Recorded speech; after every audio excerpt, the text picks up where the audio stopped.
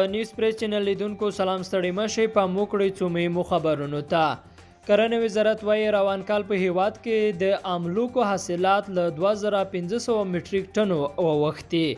کرنې او مالدارۍ وزارت وايي چې په روان کال کې په هیواد کې د املوکو حاصلات له 2500 میټریک ټنو ډیر شوي دي. د یاد وزارت چارواکي وايي چې سره املوک د هغو میوو له ډلې دي چې په افغانستان کې ایکر کې لا مخ پر وده ده. د کرنې وزارت وایي اکبر رستمي وايي په عمومي ډول سږکال 2500 ټنو ډیر سره املوک په افغانستان کې تولید شوي دي. بلخوا د ننګرهار د کرنې اوبو لګونې او مالدارۍ ریاست ویلي چې په روان کال کې په دغه ولایت کې پر 600 جریبه ځمکې باندې د املوکو د ونو بڼونونه جوړ شوي دي.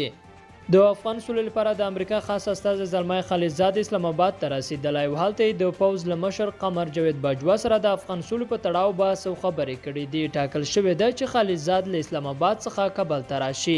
او یوناما وایي ایران د له افغانستان سره خپل همکارۍ ډېرې کړي. ملګري ملتونه وایي ایران د له افغانستان سره د اقتصادي او انرژۍ د ودې په برخه کې خپل همکارۍ چټکې کړي. په افغانستان کې د ملګرو ملتونو د مرستندوی دفتر یوناما مشر د ایران د انرژۍ او اقتصادي ودې د برخې له چارواکو سره د خبرو پر مهال ویلي چې ایران د په سیمه کې د اقتصادي ودې لپاره همکارۍ وکړي.